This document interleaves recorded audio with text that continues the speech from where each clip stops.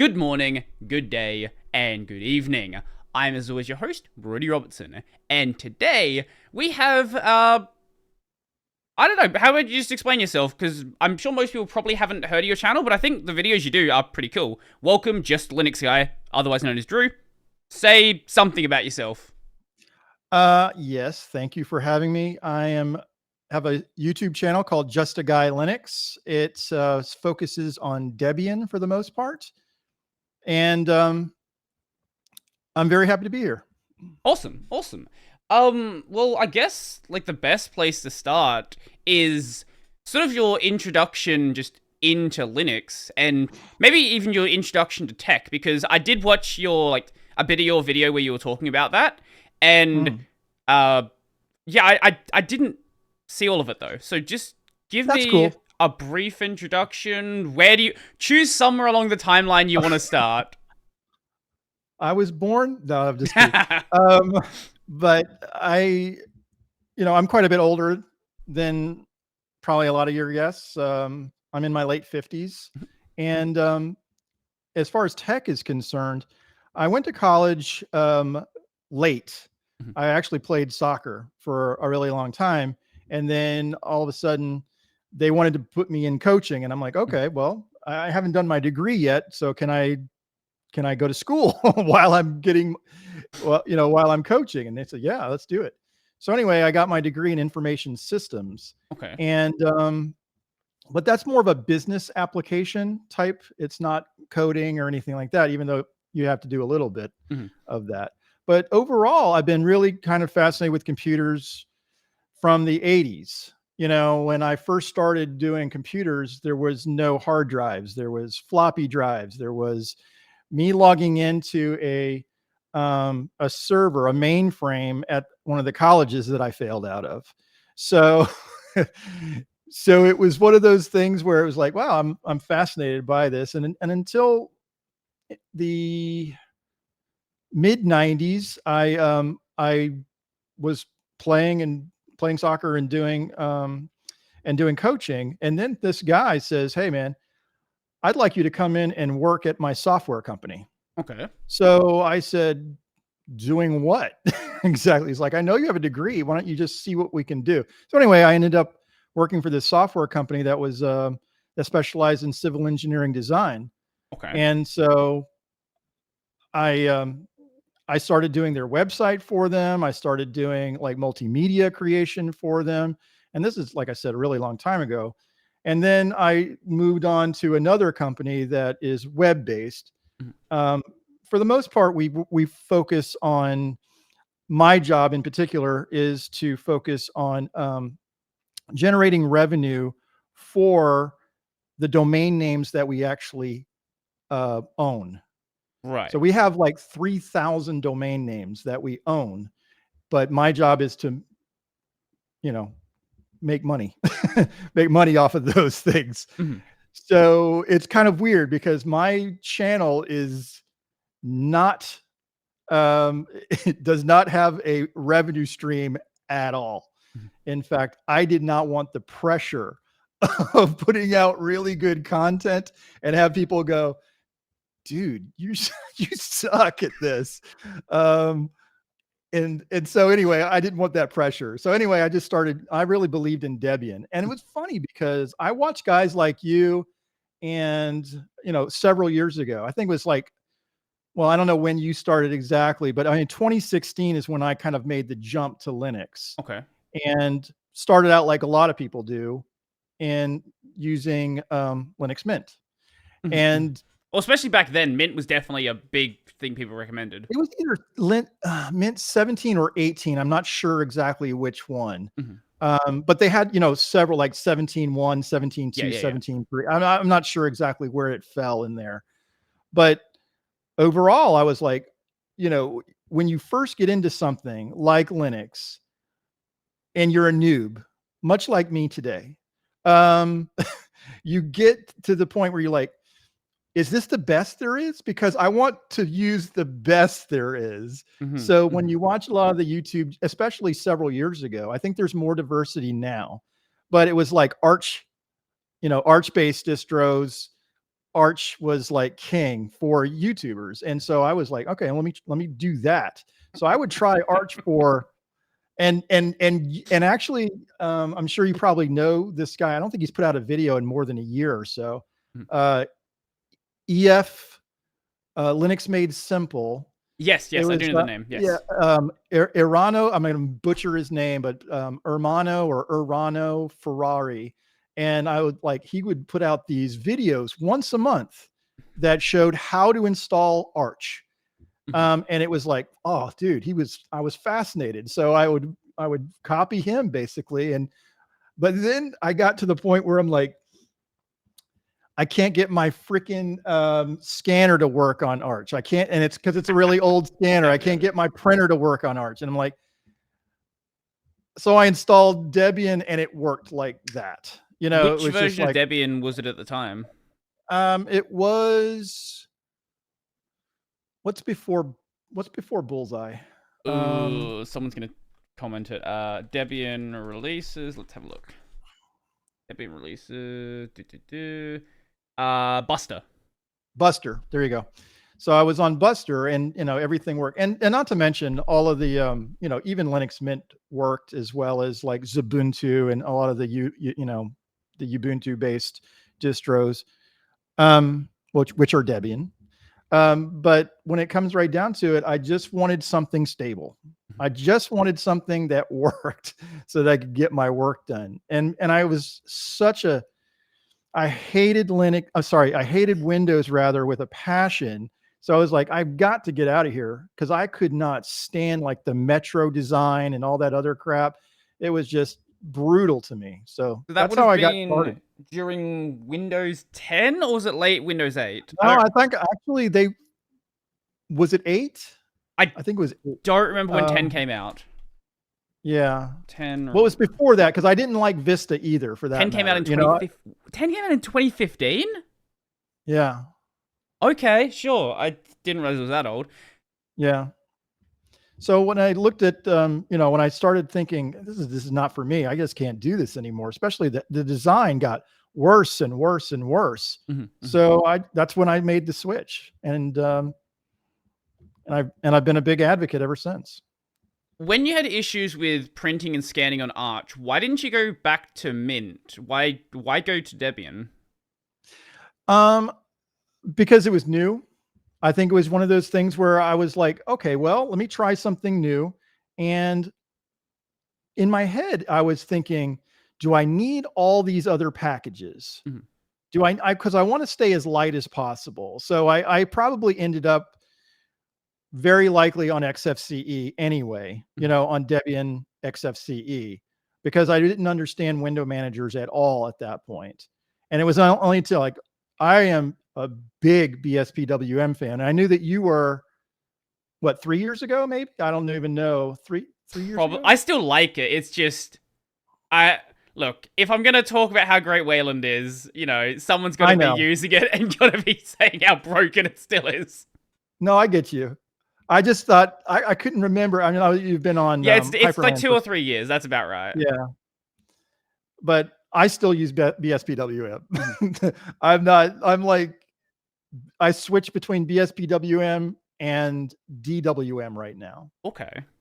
Between the two. Because I did a whole video on DWM, how to install, and I did like 7 packages, maybe 8.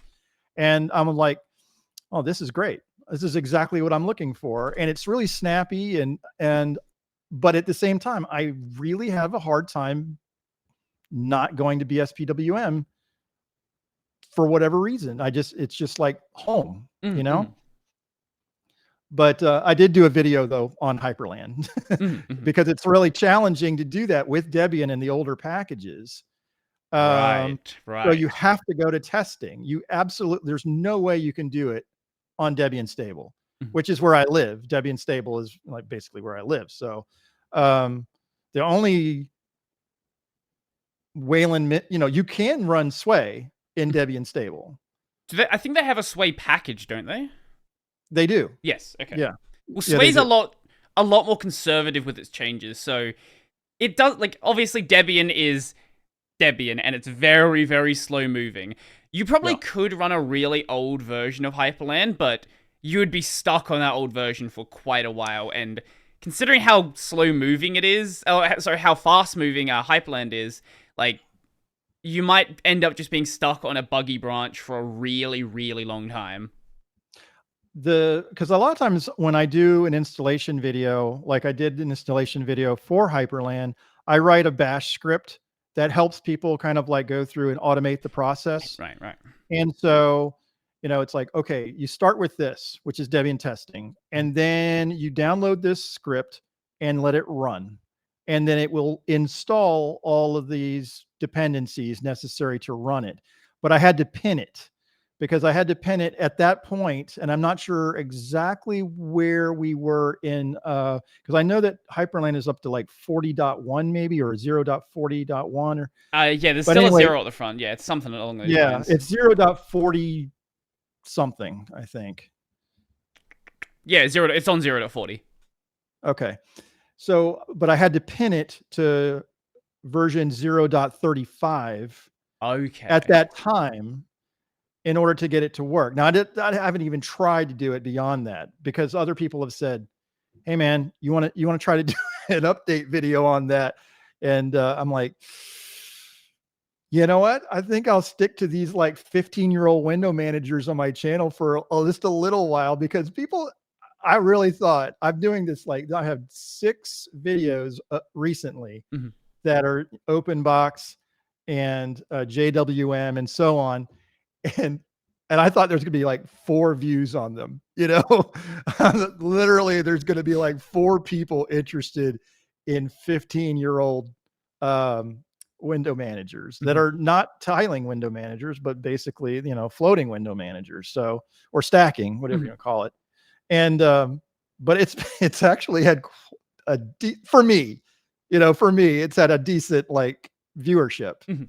Well, there is even if people don't run them, there is a lot of people that have heard about these window managers, like Rat Poison. Well, Rat Poison still, it's in that like weird middling stage where there are still people that Yeah. use it. Obviously, Fluxbox, there are people that use it, but when you start talking about things like JWM and IceWM, I don't Yeah. know if you were considering doing a video on it, but you could do something like TWM, which is Tom's window manager.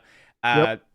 and there's like other random little window managers that have been around for some predate Linux, but Yeah. still they have a very, very small community, but a lot of people are still aware of them. So they're like, okay, why? Why would anybody use this? Like, what is the deal with this? What does it do? Is there anything it does better than something modern? Because there actually are. What is it?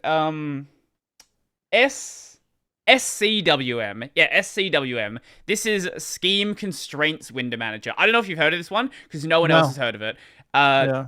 so have you played around much with window rules, like on like BSPWM and stuff Yeah. like that? Okay. Yeah. Yeah, for sure. Okay. So Scheme Constraints Window Manager is a window manager basically entirely based around window rules. So all of the window management is window rules. So you can do something like, and not just like basic stuff, but you can have things such as, I want this window to be X% size of this other window. When I move this window, I want the other window to move in this other direction.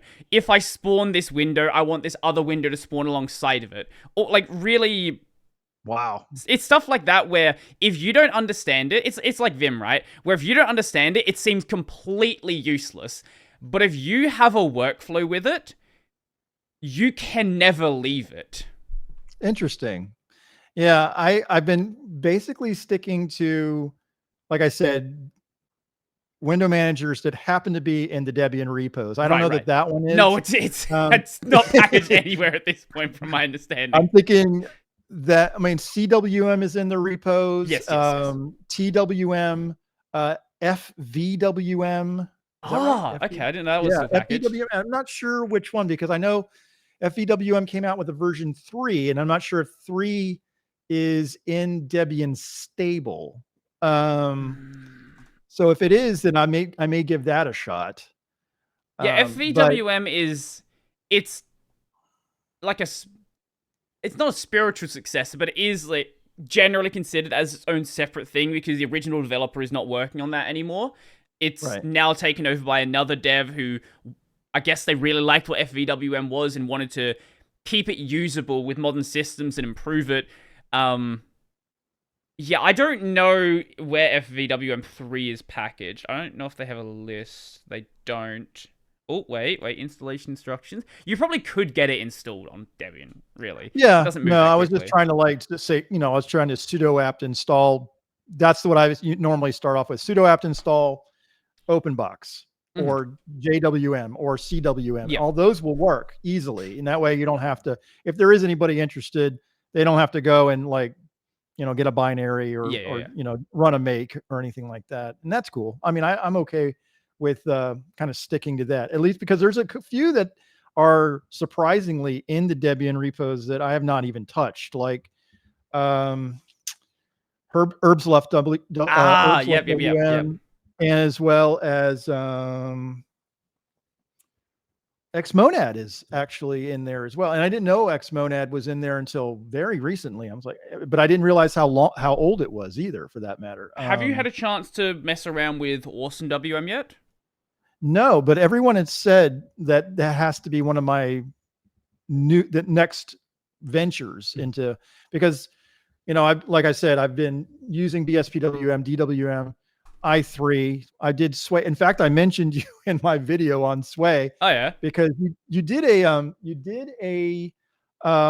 community post on your YouTube channel that basically, and I don't remember the actual specifics, but it had to do with Wayland, obviously. Right. And I posted something. I only have like 3 posts on my community YouTube thing, but it had something to do with, are you using Debian and Xorg, non-Debian Xorg, and then basically the different kind of there's 4 different things. And the one from like 2 months ago. Yeah. Oh, okay. There literally is just 5 of them. Okay, that wasn't difficult to find. Okay. Yeah, I know. Okay, yeah.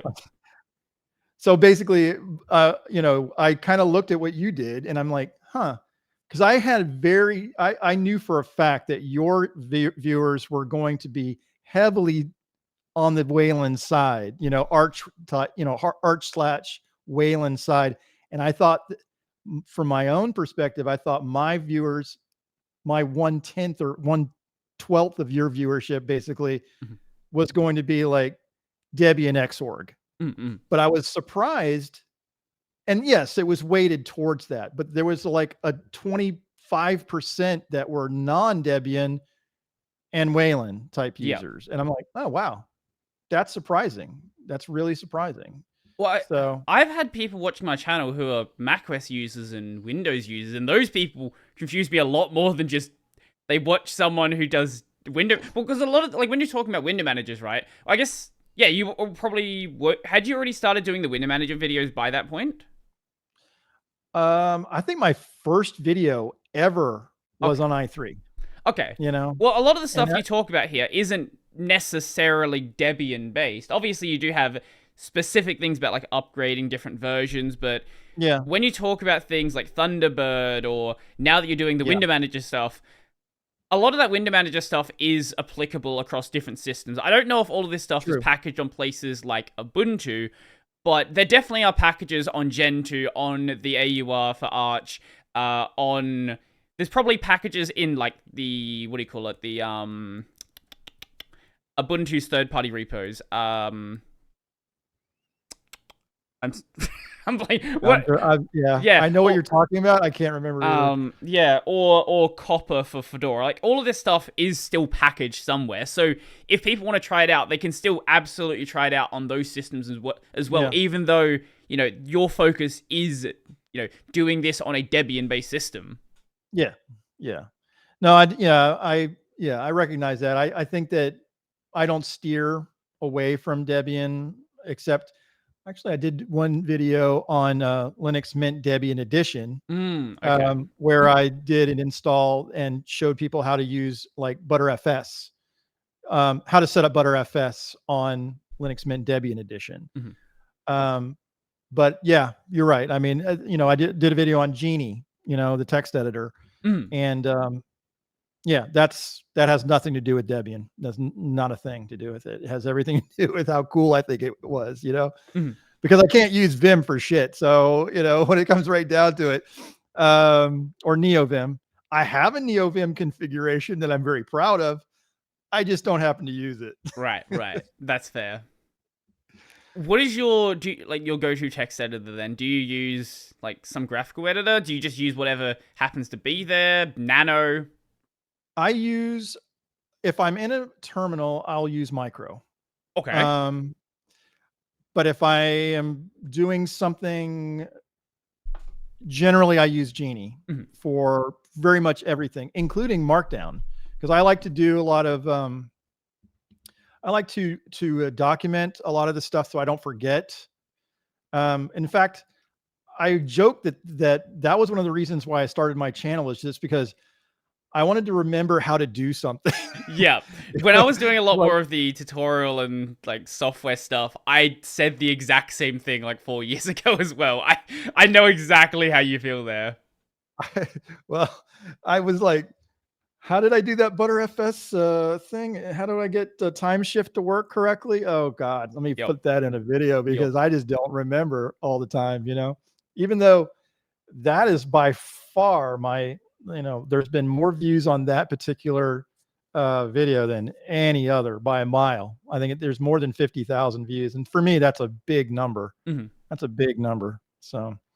And the second place is XZ. Okay, that makes sense, because that was just everybody was getting views on that one. Yeah, I kind of feel a little icky about that. It just makes me, I don't know. It's kind of like low hanging fruit, when what I do. For me at least, it's like I'm not technical enough to understand the intricacies of that, but at the same time, I felt very good about Debian and their cycle, so that none of the stable users were affected at all by that exploit. Yeah. So there is some benefits to using really old software. Yeah, I think I've had this thought recently about the way software packaging is done. I don't know if you you see any of the conversations that are happening, but there is this, I guess, argument brewing about who should be doing software packaging, whether it should be the distro doing it, or it should be the upstream developer with things like Flatpaks, app images, and snaps. And I'm absolutely of two minds about this, because I see cases like XZ where this only got stopped because there was a long cycle before it made its way into stable. It did make its way onto Arch, but Arch didn't ship the patch that caused it to happen, and nothing else. Like Fedora also has systems in place. It hadn't made its way into stable yet. That's one of the good things about it. But then there are cases like recently, I actually just put this video out today for anyone just, I don't know, whatever date it is today for anyone listening. This will be out in a couple of weeks. 14th of May. Yeah, something like that. I think it's the 15th here. Yeah, 15th. Oh, here. yeah. Yeah, because I'm in the future. Yeah. But the KeyPass XC package, which is a password manager, the maintainer of that decided that instead of having a single package that has all of the functionality, he split it out into a minimal package as the default package, and then the optional package is the full package. This led a bunch of users to see, like, random things just don't work. Like, their YubiKey didn't work and they couldn't access the password database. So in cases like that, I absolutely see the value in the upstream packaging, because the developers are going to package it the way that they want it to be shipped. But I don't think there's any clear answer about who should be doing the packaging here. And I don't think anyone that video, by the way. Yeah. I think anyone who thinks they have a clear answer, I don't think they've thought about the problem long enough, I'm being honest. I think that's fair. It actually fascinated me, because I was a KeyPass XC user for a really long time. I mean, several years ago, I used Google Drive to have my database for my KeyPass XC, and Right. I was just like, oh, okay, well, this makes perfect sense. I can move from one machine to another and still have my same password database. Mhm. Since I've, like you, I think, I've switched to Bitwarden. But I was very interested in that particular discussion. I don't know that I have an answer either, for that matter. You know, it seems to me that the contributor kind of got shafted by the community more than anybody else. But I understand the maintainer's viewpoint.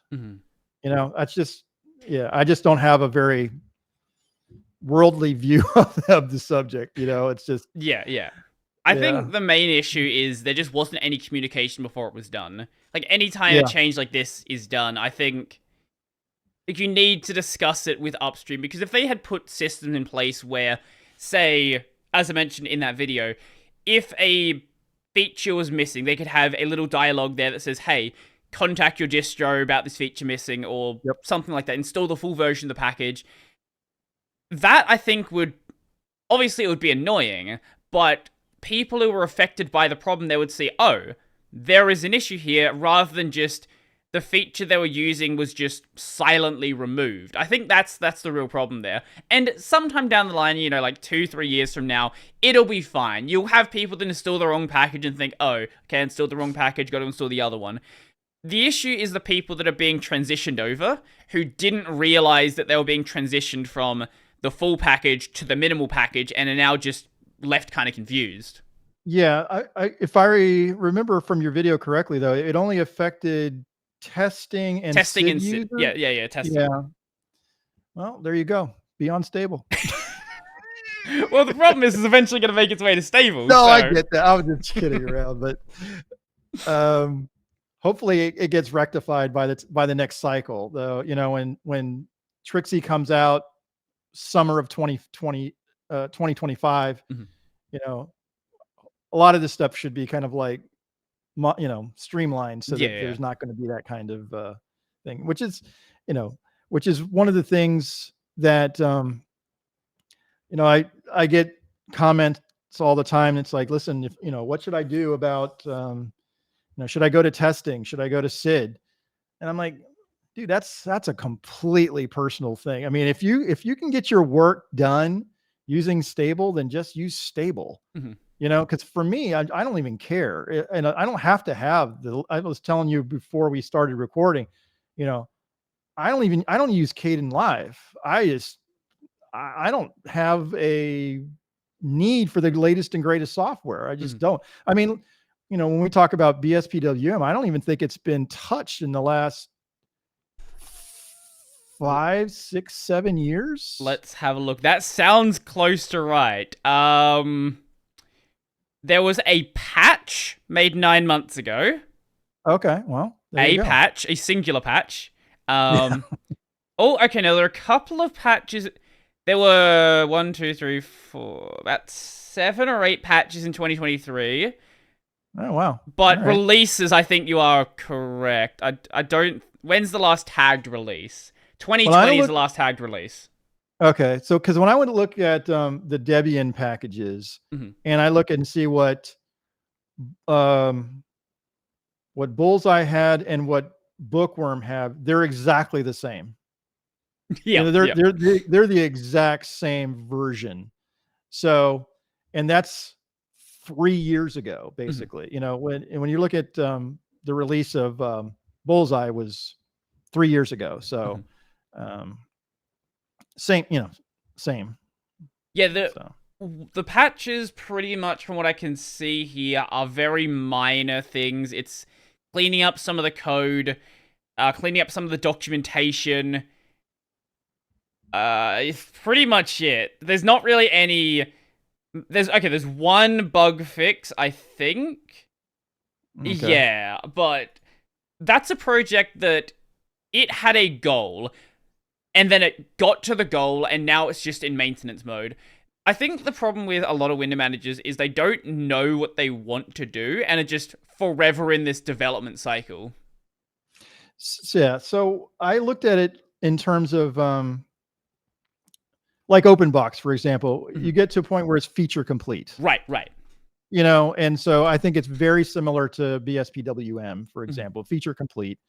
Um, and strangely, I didn't know this, but until fairly recently, but i3 is still being, I think they have a 2024 release. In fact, February, I believe they had a 2024 update. I haven't touched i3 in a long time. Let's see. October 2023. Yeah. Huh. Oh, okay, all right, Hmm. yeah. Yeah, And I DWM was the one that I think they're at version 6.5 now, right. and I think that was February of 2024. If I had to, if I Okay. maybe that's what I remembered. Where download? Here we go. Wait. What is it?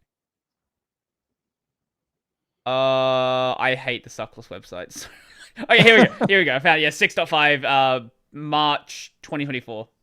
Okay, March. All right. So that's pretty recent. Mm-mm. You know, that's pretty recent. So Yeah. That- Go on. that's why. Sorry, that's why I did a video on it, because I wanted to say, you know, it's like, okay, well, they don't come up with a new version every 6 months or anything like that. So I don't even remember the last time I patched it. It could have been like 6.2 maybe or something like that. So I've been working with the same version of DWM, even though I don't use it every day, since, for quite a while. So and it's not like, when I do 6 or 7 patches, people are like, "Oh, that's cool, man. You can get that much functionality." And then I'm reminded that Matt from the Linux Cast, he's like, "I need to have 27 patches on DWM to get it to work." I'm like, "Dude, really?" I got to give him a little bit of grief. Yeah, look. I've never actually done the whole DWM thing because my thought process is I could why would I patch it when I can just use a window manager that has the No, that's features fair. already in it? Like that's my main point. And Awesome That's fair. WM is just a fork of DWM that does what I want from DWM anyway. Okay. Is that what you went to after? Because I know that, like I said, I knew that you went from BSPWM to something. Yes, that was Was it Awesome awesome? WM. Yes. Okay. All right. Yeah, it's basically DWM with a bunch of patches that they maintain themselves and a Lua scripting system. So, Yeah. if you don't know Lua, that's the entire configuration file. You're gonna have to learn a bit Yeah. of Lua. Well, I mean, like I said, I have a NeoVim config that Right, uses right. Lua. So I'm when ish. I was gonna say when the switch from or the support for Lua came in for NeoVim, people were like, "Hey Brody, when are you gonna convert your NeoVim config?"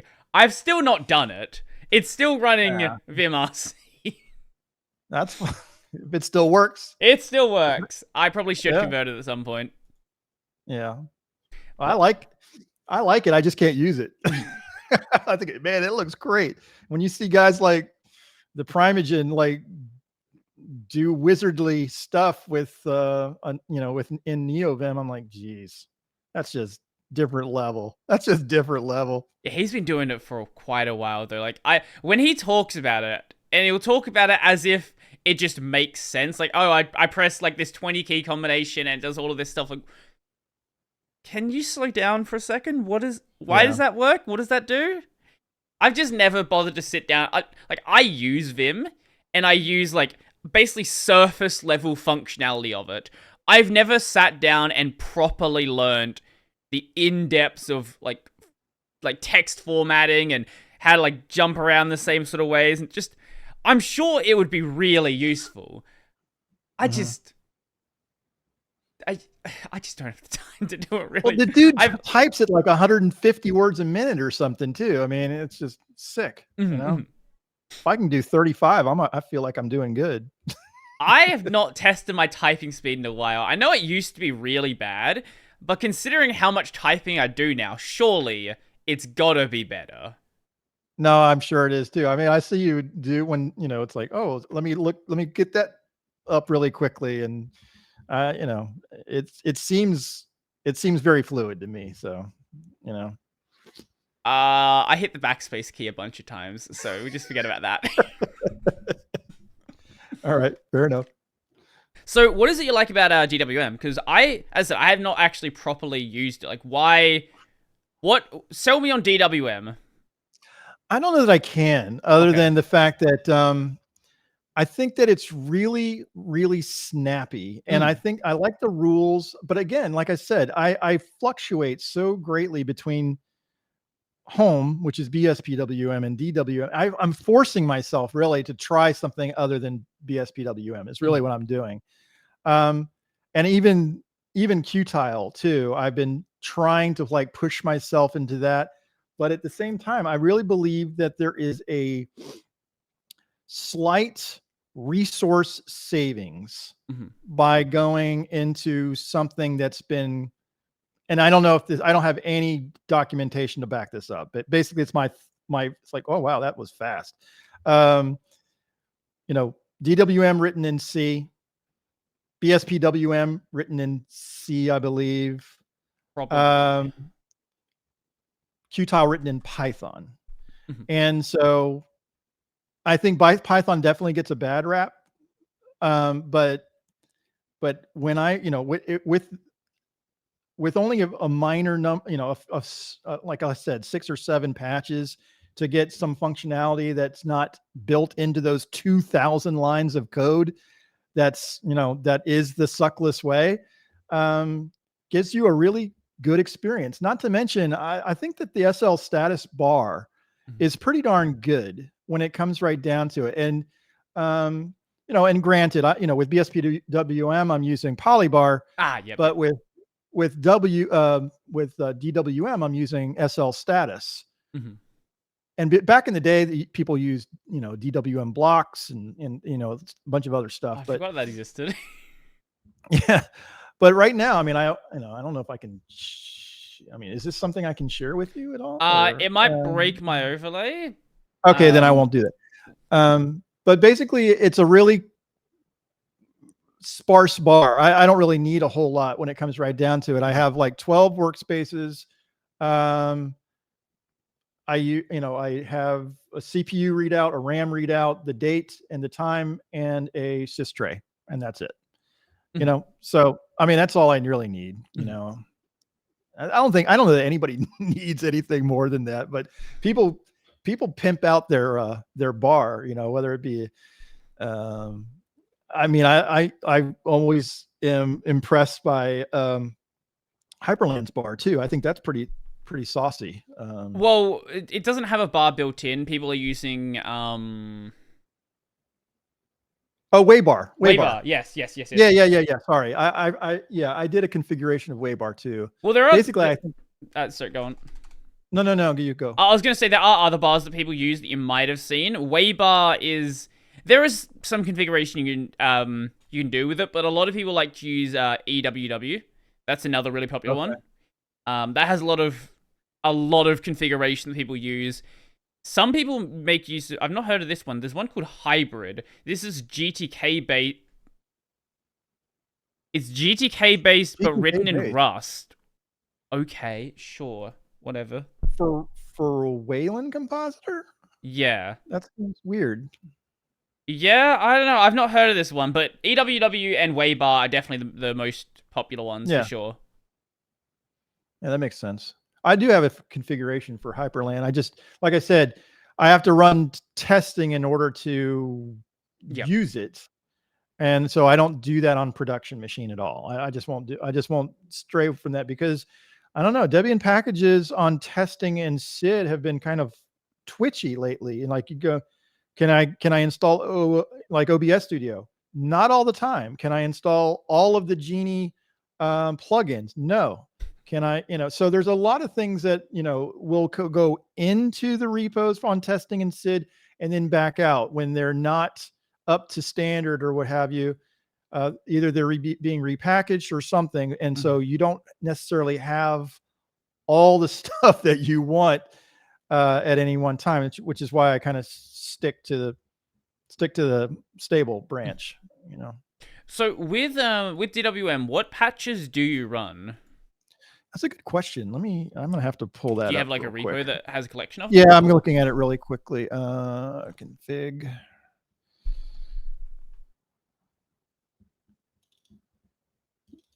Yep. Okay. So I use always center. Okay. Auto start, so that I can put in PyCom and stuff. Okay. Yep. Fix borders. Because I have rounded corners on my borders for the windows that are open. Kind of like, move stack, because I want to be able to move things around. Restart sig, which allows me to hit like a keybind for is it Control Shift Super and Q, which restarts DWM. I know it takes a lot to do that. No, I was gonna say, because every other window manager just has that. Like, this is what I mean, right? Where like features that I feel DWM in some cases is just too simple. Something like that, I don't know is why it's a separate patch. No, that's fair. In fact, when I look at it, I think, I don't know exactly how many lines it adds, but when you're only restricted to 2,000 lines of code for your window manager, sometimes an extra 15 lines gets moved in 32 is the answer. Okay. I use status 2D systray. Okay. And vanity gaps and window follow. Because when I want, like, if I move something to a tag 2, for example, I want it to follow to that. Because a lot of times if you do it by, if you're using DWM not patched and you send something to a different tag, it doesn't follow automatically. You just have to use another keybind to get to that tag. Does that make sense? No, that makes sense. That makes sense. Yeah. I like to just have them separate anyway. I send it over and then follow manually, so I guess that wouldn't really affect me. No, right. No, I know there's certain, like, even with BSPWM, it's a rule. You have to set up a rule that says follow. Right.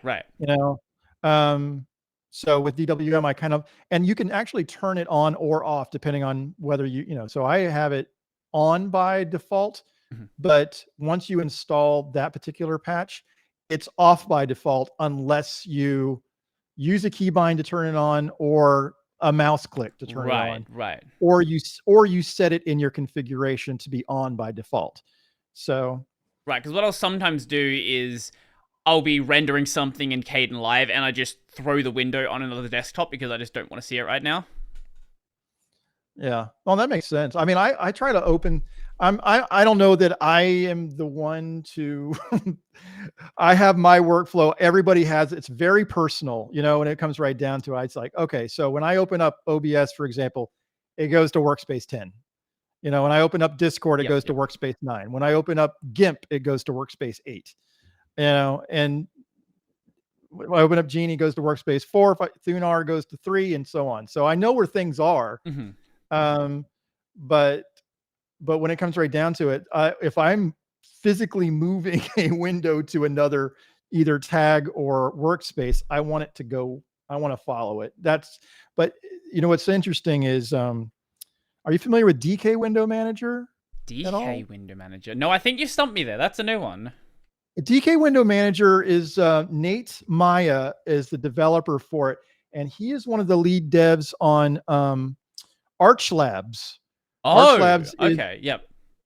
And so he developed DK Window Manager, very similar it's kind of a hybrid between DWM and BSPWM. And I've asked him, actually, it's like, hey man, are you gonna have a Wayland? Are you gonna make port it over to Wayland? I don't know that I don't remember if he responded or not, to be honest with you. But DK was really kind of cool because he actually set up a configuration. So if you let's say you want to send it to workspace 6, you just super shift 6. But if you want to follow it, it's the same keybind. You say super control 6 and it automatically follows. So you have a choice. It's like, okay, sending it to, or sending it and not following it, or sending it and following it. So, but I think his window manager is really nice, really, really well constructed. I feel like I don't know. I'm surprised you managed to find one that I wasn't aware of. I feel like I have a pretty good grasp on just random window managers that nobody else has heard of, but somehow, like, Linux Cast covered this, Jake at Linux covered this. I've never heard of this. I covered this. You also covered videos, this, yes. Yeah.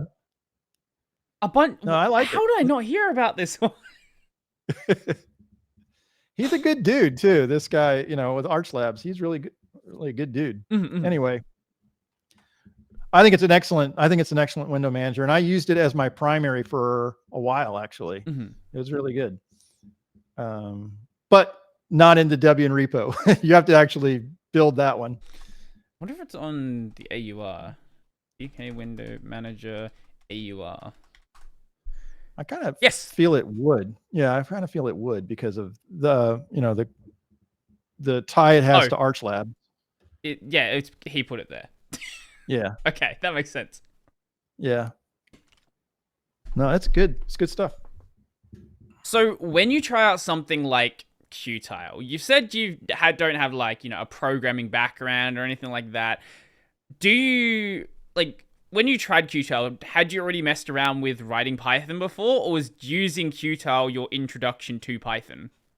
That's exactly it. I was trying to get, I can't write a code to save my life, but if I see something on a page, I say, oh, okay, that's how that works, basically. I understand what the intent is for specific lines of code. And then sometimes I'll Google is your friend in this particular case, because if you say, I want to do this, and you'll say, somebody's done it already. So people that have been so gracious as to put their dot files on GitHub or GitLab or something like that, it's really, really helpful to see what other people have done and been successful at doing. That's why I try to keep things on my GitHub as well, because like I said, I write a lot of my configurations, we'll put them there. But when I'm doing an installation like DK, for example, there is a script that installs DK Window Manager for you in my Bookworm scripts directory or at GitHub, so that it's easy for someone to say, oh, okay, those are the packages that I need to use to install that. But yeah, I've been pushing myself to learn more, and mostly it's in the world, it's in Bash. I push myself to do Bash scripting and stuff like that. Well, as long as you know how to use a terminal, writing Bash stuff is pretty straightforward. There's a couple of extra syntax things that you need to know, but as long as you're not trying to do something crazy like writing neofetch, Bash is pretty simple. Oh, yeah, I'm not going to do that. Yeah, I understand my limitations. In fact, I was doing a Linux users group, and I was participating in it. And one of these, one of the guys after the user group was complete says, "Hey man, how do you do this?" I have no idea. I'm listening and I'm trying to listen. This is beyond my skill set. It really is. So I think people, I think he appreciates me being honest and saying that's just not something I can help you with, which is why I really appreciate the comments on a lot of the videos, because they'll say, you could have done it this way and it would have been easier. And I'm like, all right, that's good information. That's something that I didn't know how to do, like,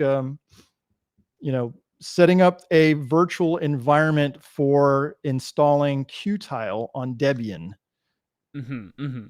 Not straightforward. That is not straightforward. So I did that in one of my recent videos, how to do that.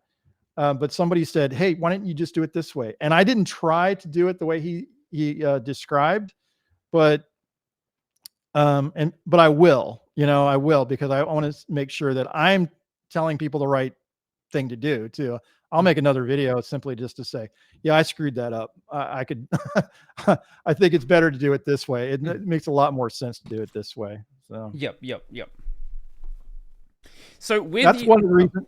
Sorry, go ahead. No, go ahead. You were saying something. I was going to say so that's one of the reasons why I don't have a revenue model for Right. my channel, because I don't feel like, as just a guy who makes it very clear that I am not an expert at anything, you know, I don't want you to come back to me and go, hey, that you led me astray here. Like, Mhm. I've had people comment before in I don't even remember what video, but basically it was something like, why should I listen to you? What is your what is your background, and why should I listen to you? And my response is, I'm just a guy and it's free. You choose to listen or you choose not to. That's up to you, you Yeah. know? It's free. What do you want? Don't worry, this never changes. I have exactly the same people. They're like, what is you? You're not a. I always love the you're not a programmer. It's like, no, I literally have a software engineering degree. Shut up. I have literally done work as a programmer. Shut up. But they're like, oh, what do you know about this subject? Like, oh, why are you talking about it? It's like, why are you here? Go away. Yeah. Like, there's so much stuff. I don't know why so many, like, why anyone feels the need to just comment on something they dislike, right? It's one thing, you know, you're trying to be funny. Haha, that's cool. But like, people who clearly are just not enjoying their time there, and they're, especially when, I don't know if you had these, but you get like a big essay explaining everything that's wrong with, like, I don't know, your voice, I guess you don't show a camera normally, so like anything else with the content. And it's like, during this time, you could have just found another video to watch. Yeah. No, I feel like I've been very blessed in that regard. I don't feel like I've been trolled to the degree that other people probably have. Mhm. I think by and large, people have been very complimentary, very very appreciative, and I appreciate them. I really do. I appreciate, and there are a couple people that go, like I said, and we've been talking about window managers for a lot of this, episode, but one guy is like, I don't like window managers. I will never like window managers. Okay, fair enough. Moving on. It's like, well, then, I mean, there's really no reason for you to watch this then, is there? Yeah. But like I said, like, 90 something percent are giving me the thumbs up, and that's fantastic. That's it makes me feel really appreciated, and and like I said, I feel like if I didn't have fun, I wouldn't do it at all. I mean, I think I make a decent enough living not doing this, so I don't have a problem in like taking a week or two or a month off sometimes in between videos. But sometimes I get on a roll, like I have been recently, even though it's been like 5 days, since I put out a video. But there would, in this one series on floating window managers, it's like one after the other kind of thing. So it's like, oh, I'm on a roll. Let's just keep going. Yeah, I think that's the important thing, right? Just, if you're going to be making videos on something, you need to just find something you enjoy. And whether that be, I don't know, covering random window managers that 5 people out there use, or whether that be like, I really enjoy digging into random issue trackers and just looking what's actually happening behind closed doors, because most people don't actually know what's happening in these issue trackers, especially issue trackers like Wayland. They'll hear things like, oh, this protocol's taking like 3 years to merge, but I like to show, why is it taking 3 years to merge? And usually it's because people are arguing about something stupid, because that's what people do. And it's fun, right? Like, I enjoy what I do. And I've had some people complain, like, oh, your content's changed over the years. You used to do... Because I think some of the first videos I had that popped off were BSPWM configuration videos, like actually setting up your bar and things like that. And I like doing content like that as well, but I don't know, right now I'm enjoying this, and I'll chuck in some more like tutorial-y videos here and there when I feel like I have something to say about them, but I'm not gonna just like I don't see a point in just doing a video about like how to install this package when it's just in the repos. Obviously, if it's not in the repos, there's more to say there, or if you're going to be configuring it or you're going to be using it, like there's more to say there. But at least right now, I don't know, I'm just happy doing what I do, and I'm gonna keep doing what I do basically. That's everything. That's the whole that's the whole reason why I think that you're successful is like if you came across as like just mailing it in, Mhm. or it's like I got to put a video out and I'm just it wouldn't work. Mhm. It just wouldn't work. I watch I won't name names, but basically you see some videos of guys that are just like, I've got to put a video out.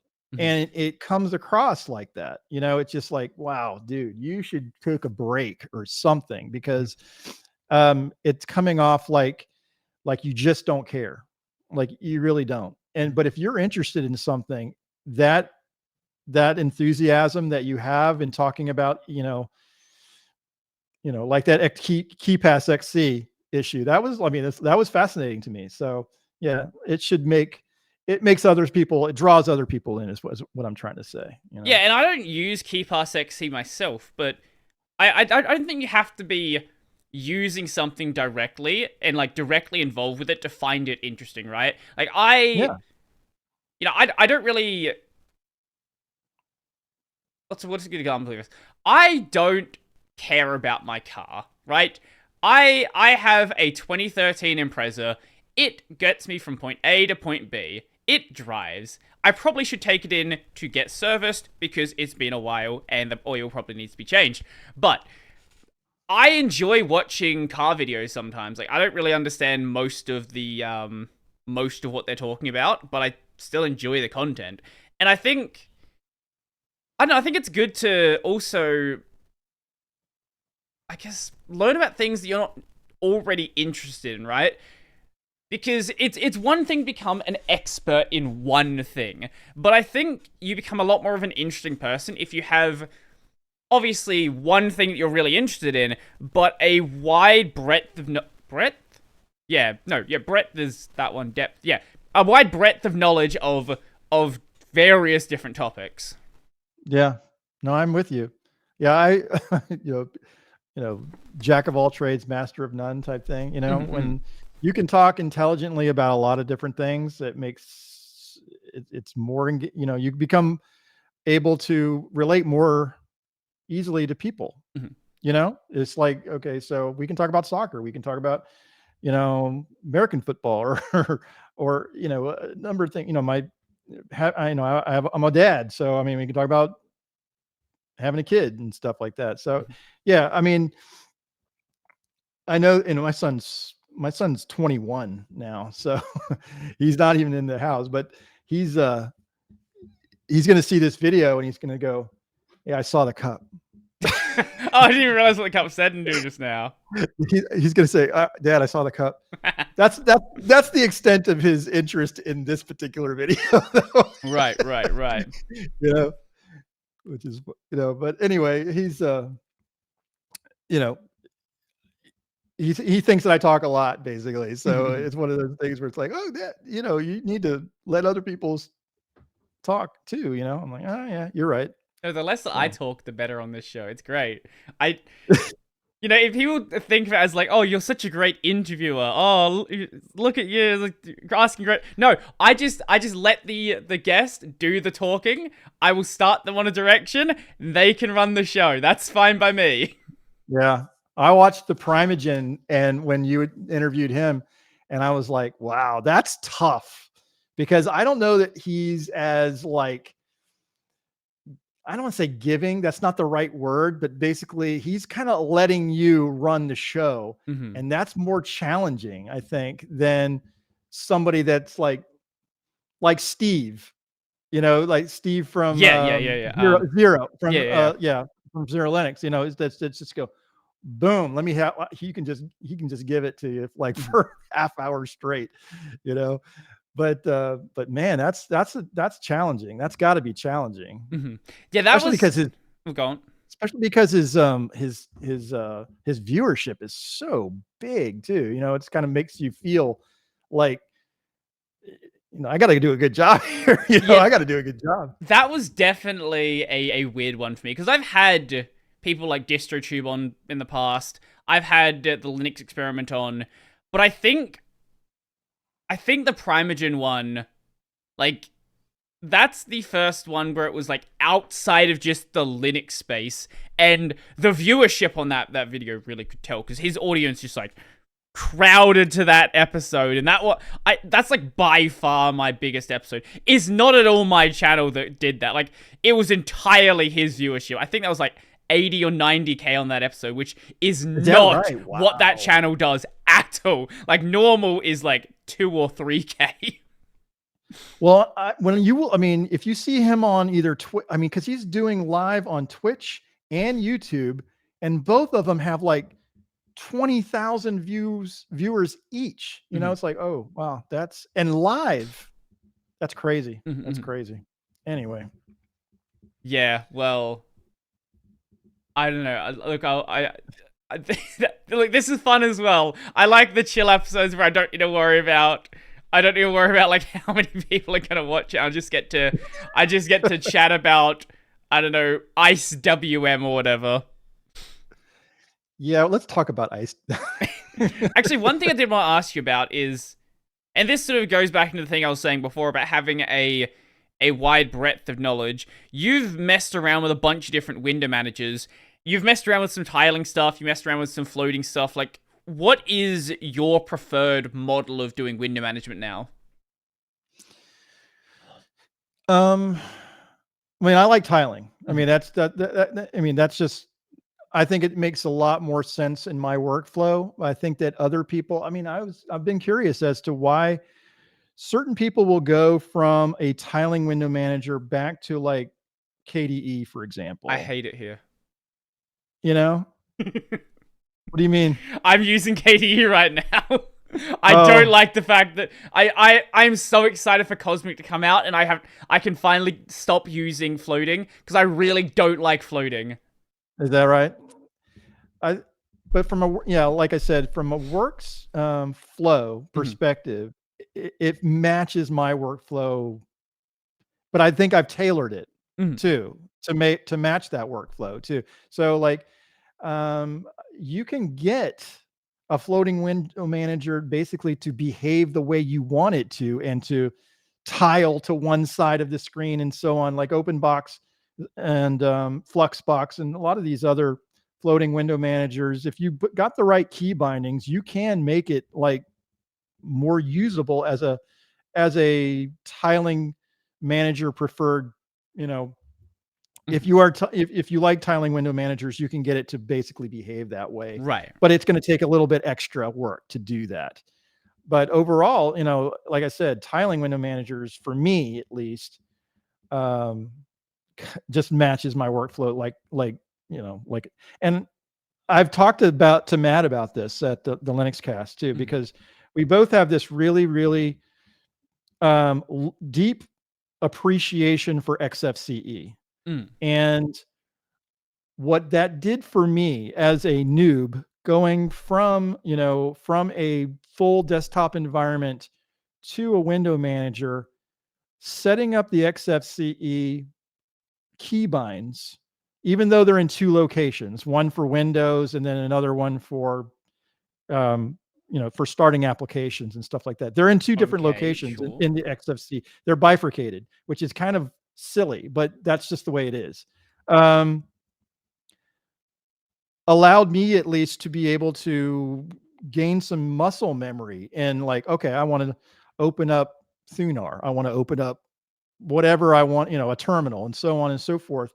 And by doing that in XFCE, where I was kind of like, okay, well, I got my muscle memory kind of squared away now. I was able to move on to something a little bit more sparse, Mhm. like a window manager, like DWM or BSPWM, Right. where I did not have to install the entire suite of packages associated with either GNOME or KDE or XFCE in this case. Mhm, mhm. So I like that. It's like, okay, how many packages do you actually need out of Debian to install BSPWM? Two. There's BSPWM and Polybar. Oh no, three. XXHKD. Yeah, you probably want that one. Yeah, that's it though. I mean, that's really it. If you have everything kind of else, if you've got Xorg and you've got LightDM, those three packages and you're ready to go. Mhm. That's it, and Dunst, and if you want to add some, PyCom and Dunst and stuff like Sure, that, sure. then yeah. But at the same time, do I need to install the entire suite around KDE? No. No, I don't. So that was really the tipping point for me, is like, I want to get away from everything I don't want. Mhm. All this other packages that just kind of like are there Mhm. that aren't even used. Right, right. So I want to get down to like, you know, on Debian, you can get around 1,000 packages and you're like singing, you're just going from one thing to another. Whereas like if I installed KDE or something like that, I'd be at 2,000 packages on Debian or something, Yeah, I don't know. I don't know if that's right or not, I but have 2,093 packages installed on this system. how often do you like restart? Like do you format your drive and go, okay, let me reinstall Arch? About 4 Do years you ever? ago. Okay, all right. I need to do so at some point. It's gotten really bad. Because that's one thing I don't. I know. I like, okay, my first hint of trouble, and Mhm. I'm like starting over again. Yep, yep, yep. I'm like, I'm just like, forget that, man. I'm not even gonna try to fix this. I'm just gonna reinstall, even though Debian 12.3, 12.4, 12.5 were not good Mhm. updates for Debian. I don't believe they were, because in particular, I had, up until very, very recently, an NVIDIA card in my production machine, Mhm. and 12.5 basically broke Right. the driver for NVIDIA. So yeah, it's fixed now, but you had to actually go to the bookworm updates, know where to find it for these legacy NVIDIA drivers Mhm. in order to fix the problem, which was, silly. It should never have happened, basically. Mhm. So, and now they've basically decided, because of the XZ exploit, they had 12.6 on their calendar, Mhm. not there anymore at all now. They're taking it really slow now. Yeah. As slow as Debian is, they're taking it even more slow now. Like, I get why they're doing it, right? Because Debian was one of the ones that would have been, like, really, really affected badly. And Debian has this reputation of being very secure. Like, I don't think they've ever actually shipped malware in the repos. Anything serious, at least. Yeah. Well, I think the servers would have been the bigger issue. I mean, you got, Yeah, I yeah. mean, you're talking about Debian servers, which is massive, much more so than any desktop user, much more.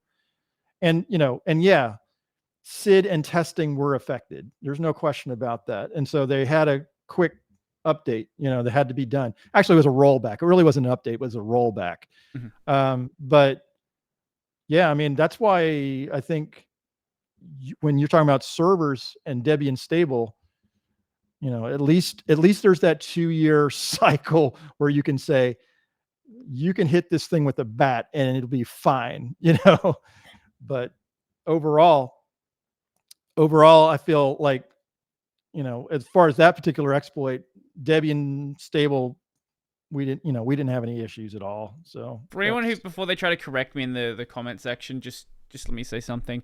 I'm aware that there have been security issues in Debian packages. I know about, the OpenSSL stuff. What I mean is something that is blatantly put into the code to be malicious. Yes, there was the issue back in 2008 where SSL keys were not unique, and there was like 20,000 different SSL keys. Yes, that happened, but XZ was different. XZ was intentional. That was someone who made a stupid patch. Yeah, for sure. That's weird that you're talking about 17 years ago or 16 years ago. You're talking about the SSL thing.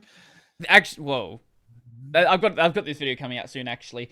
So it turns out a couple of really big companies, Cisco, Oracle, GitHub, a couple of others were actually using these known vulnerable keys from 16 years ago today on their email servers. So there's a system called, this is just like TLDR, there's a system called DKIM. This is used for basically authenticating that the sender address of an email has not been forged. Yep. What do you use for your emails? I use Proton Mail. Okay. I don't know if Proton Mail does this, but on Gmail, there's a thing called BIMI. This is brand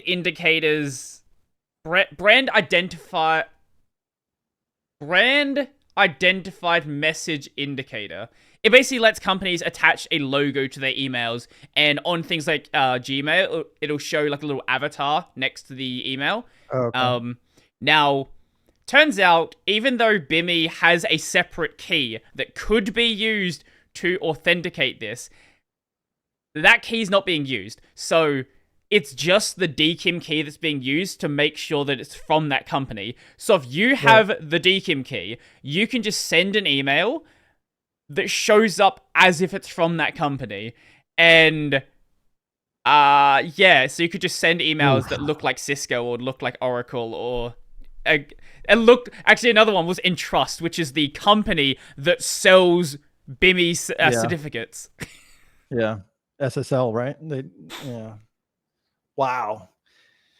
Yeah, phishing on that would be really, really easy.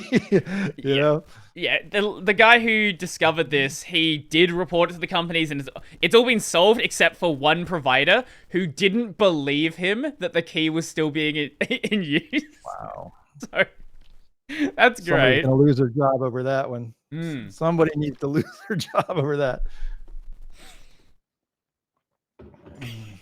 I always find things like this fun. Like, you know, I think the most fun videos I've done are the ones where I just go back and look at some ancient weird issue. Like, one of the famous ones that I have a video coming out eventually on is the can't print on Tuesday bug. I'm not familiar with that. So there was a bug with a dependency of the printer drivers, where it actually the program was file. File is used to identify the file type, right? So for some reason, when it was a Tuesday, the file was the program used to parse the file to detect the file type. It parsed it weirdly and didn't think the file was PostScript, so didn't think it was like a printer, like print file, and that caused it to error out. But it errored out silently, so nobody had any idea what the problem was. But it was also weird because that field to indicate the date was an optional field, so some programs didn't include it. So I think LibreOffice, that didn't include it, that did include it. That did include it, so that didn't work. But then other things like printing from Firefox didn't include it, so that issue didn't happen there. And people were just going down this giant list of things like, what could this possibly be? Because no one is going to think it's you can't print on Tuesday. They're like, wait, this update fixed the problem, but okay, wait, I did another update and the update's broken now. Like, what's happening here? And eventually someone went and manually checked the file and realized, oh, specifically printing on Tuesday is going to generate a weird file that gets parsed weirdly and it breaks everything. That's crazy. That is crazy. Wow. There are so many cases like this in the history of Linux, and Yeah, as I said, they're very fun to go and dig into. That's crazy. Wow. Yeah. I don't know how to, like I said, my understanding of Linux is so like narrow Mhm. when it comes right down to it. So I know how it affects me as a user, Right. but beyond that, I don't know that I have like that, that knowledge that other people have, that are more historic or historians you know, of the of the project, basically. So Mhm. I know that when I've watched other people talk about this, but you're really good at it. But when I've seen other people talk about like historical, it's always fascinating to me because like I said, um, I have a narrow view of how it affects users or Right. me as a user. And it's interesting too because when as a user, I'm really only interested in whether I can get my work done. Sure. And when it comes right down to it, I have a job that I need to get and slam through as quickly and as efficiently as possible. Mhm. So that's really why so having a YouTube channel is just fun day for me. Mhm. It's like, all right, well, this is cool. I like having, I like having to put out a video that might help like 4 or 5 people, when it comes right down to it. But when I see when I see people that are really, really knowledgeable, like your interview with Neil Gompa is just like, wow, the amount of information in that guy's head is just We didn't scratch the unbelievable to surface. me. There's like 20 other things he's involved in that he didn't even list out. That's crazy to me. That's just crazy to me. So I appreciate all these contributors. It's just amazing to me that that free and open source software is even available, Mhm. that we have choices. I'm very, very pleased with how I think the overall project has like evolved because even when I was kind of and I don't think I'm a like longtime Linux user. I think that I've fit in somewhere in the middle, I guess. But you needed newer software basically back in even 4 or 5 years ago Right. because there was so many kind of bugs in your desktop, or your desktop wasn't nearly as developed Mhm. as it is now. I mean, even people complain about KDE, for example, and say it's buggy and this, that, and the other thing. And then, GNOME is this, and it's only for certain types of people, for certain types of workflow. But since Debian 12 came out, Mhm. people, I don't think, are as they don't need to necessarily have to have the latest and greatest software. I think we're at the point with desktop environments and with software in general that you can get away with older packages Mhm. Mhm. like in Debian 12, whereas before I don't know that you could say that. Right. I don't know that you could go to that level where you could say, yeah, but I need this functionality and it's just not there yet, or it's just not developed enough yet. But I think we're there now to Mhm. the point where it's stable. I mean, where we don't have to be like waiting on that next version to get the most out of either that desktop environment or that distro or what have you. We're good. We are good. In fact, I thought to myself that when Debian 12 came out, this might be the most important version of Debian for desktop users than there has maybe ever. Mhm. Because when you think about Ubuntu and a lot of the distros that use Debian as their core, Mhm. they're basically taking that and then running with it and making it desktop. They're all about the desktop. I mean, Ubuntu does have server, obviously, but there's a lot more. There's a lot more development for the desktop user as opposed to Debian, where I don't know that they are. When it comes right down to it, I use Debian, and I use Debian for my starting point, but I don't know that everybody has that. I don't, you're getting vanilla everything when it comes right down to it. When you're a newer user, you're going to go the way of Linux Mint, Debian Edition, or just Linux Mint. I always say that, it's like, if you're a Windows user, go do that. Go to Linux Mint and put Cinnamon Desktop on and see if you like it, because that is your easiest transition point. No question, if you're asking me, because GNOME and KDE are not going to be as, I don't know. It's not the same transition that you would from Windows to those two GNOME is a desktop very different model. Like Yeah. it's explicitly a different model. And KDE looks kind of similar, but it has a lot of customization that it like, if I'm being honest, it does a really bad job at separating out, how would I say it?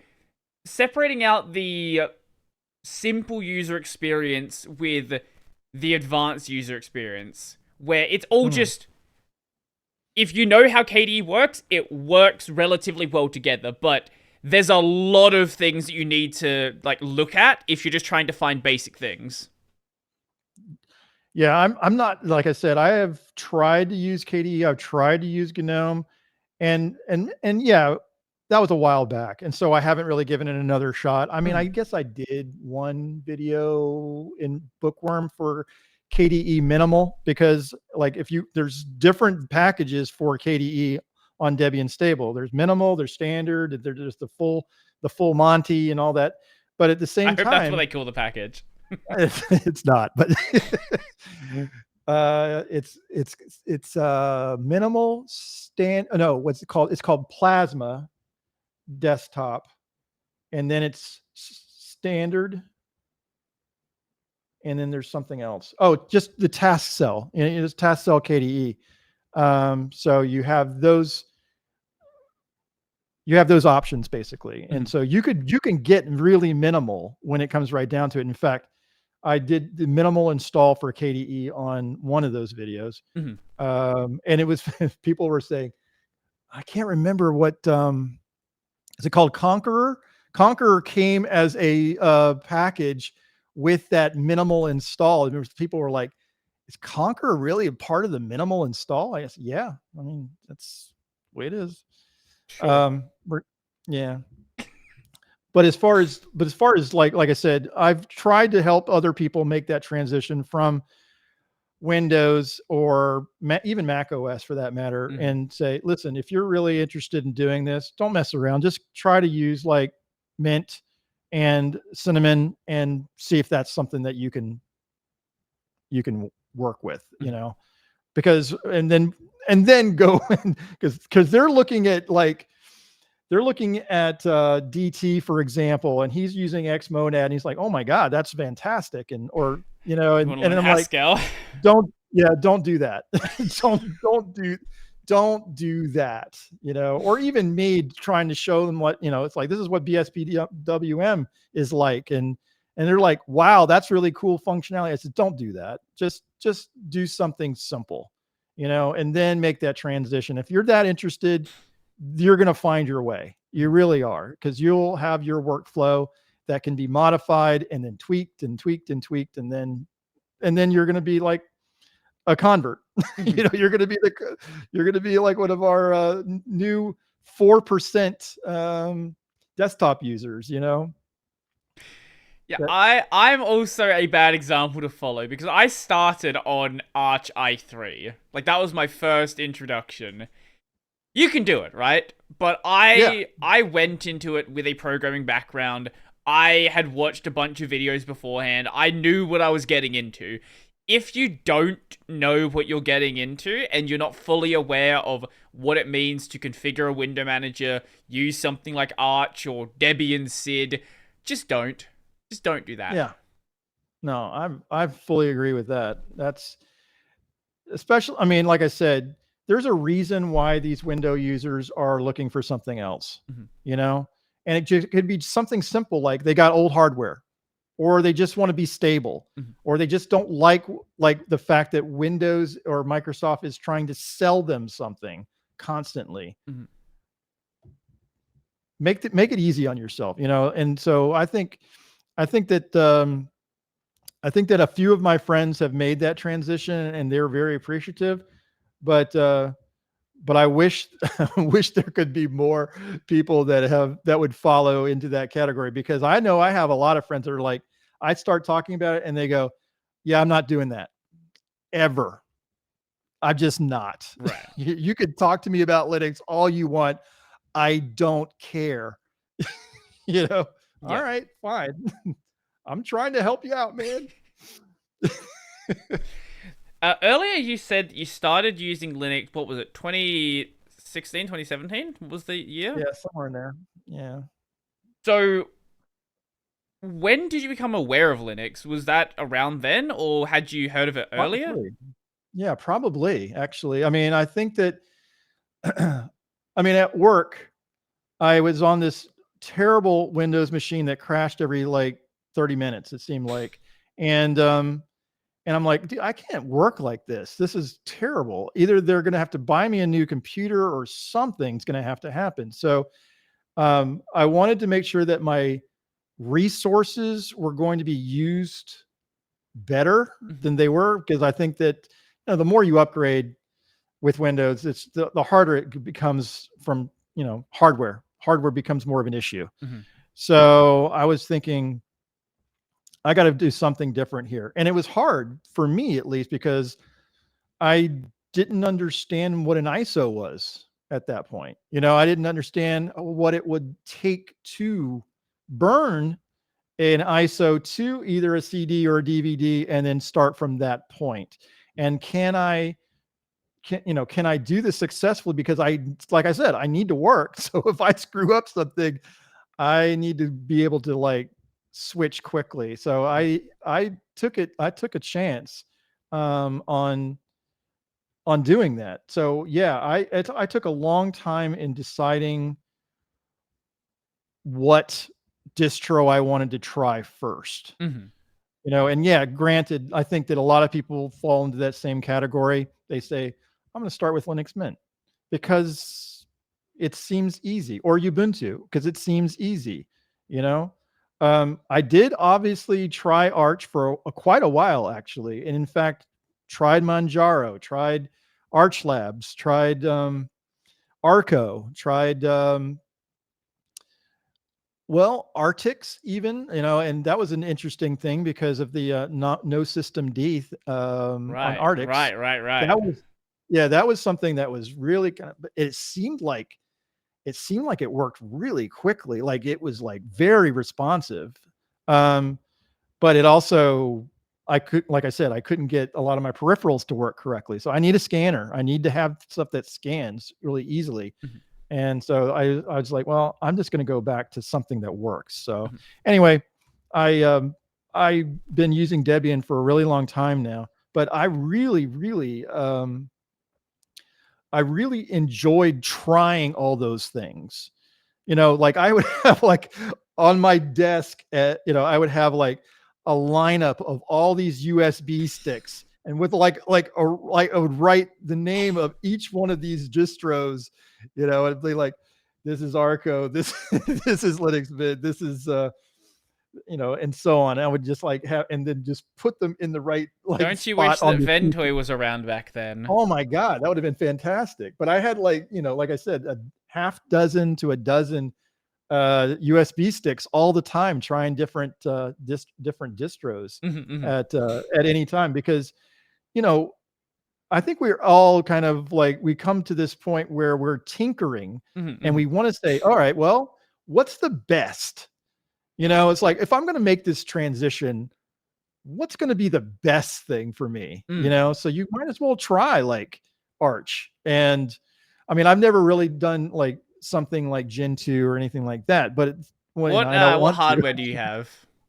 Well, I'm looking at a Dell 5050 over here and a Dell 7050 over there. Uh-huh. Um, But I was telling one of the users recently, I was like, I've got a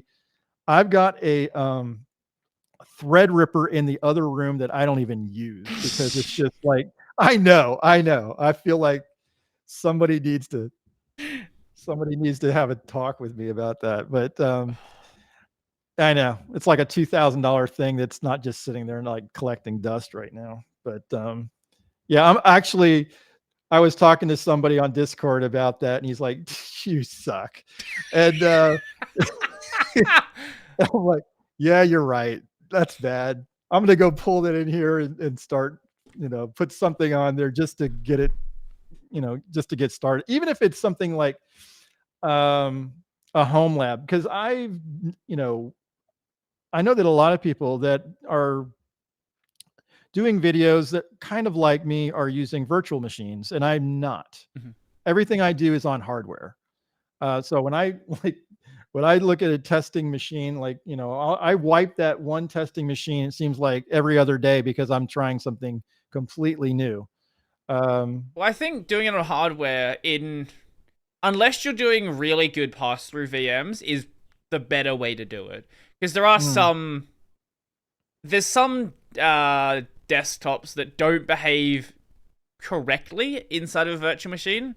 So it's probably best to do it on hardware if you can, and you have that dual PC setup anyway, so it works just fine for you. I need to do that myself at some point. I've said I'm going to do it for so long and just haven't. Yeah, I mean, so like you said before, I don't capture my face ever in any video I've ever done. I've never done like one where I'm a talking head. But I use a what is this thing called? An Elgato HD60S Plus. Yes. And the output from that test machine goes to a USB that goes into my recording machine, which is what I'm using right now, basically my production machine. Mm-hmm. And then I have one microphone that plugs in to that recording machine, and that's it. And I think we were talking about this before. I don't use Kdenlive. I just record a segment. Mm-hmm. I like a minute and a half, 30 seconds. I rename it 1.mkv and then 2.mkv. And then I know, all right. So, and then I use something called MKV merge. Uh-huh. I say MKV merge -o output.mkv, and then I say 1 + 2 + 3 + 4, and that's how I build the video. So I like the video that I did for some of these window managers are 20 segments long. Mm-hmm. So I just string them all together and merge them, and that's it. So That's the extent of my editing. So if you trip up on something, do you just re-record that entire minute segment, or what do you do? Yeah, a lot of times. I mean, I usually know where I'm going. If I stumble, it's usually in the first 5 seconds. Sure. It's like, so I'm like, oh, forget that. I'll just, start again. And so but there have been times, yes, where I have said something really, really stupid in the 6th segment, Mm-hmm. and I'm at 20 already. And so I have to redo the entire thing in order for it to make cohesive sense. I said something really dumb.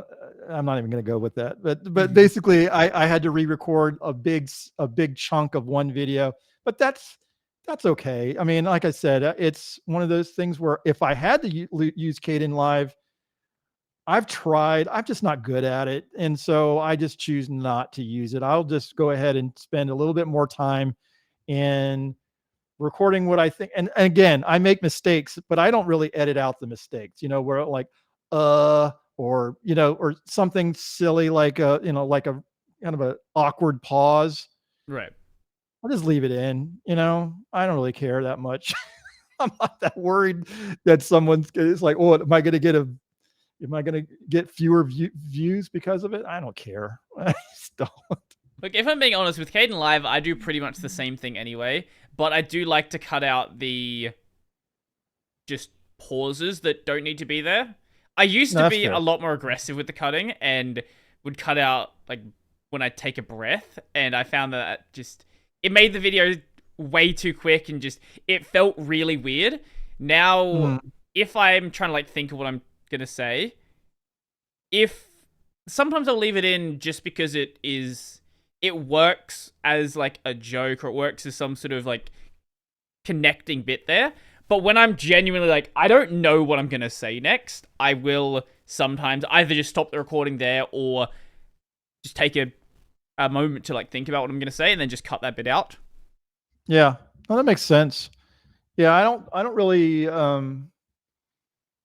feel like I want to learn how to do it. As far as Kdenlive Live is concerned, I just, what I'm doing is fine for me, and if that's fine. That's just my process.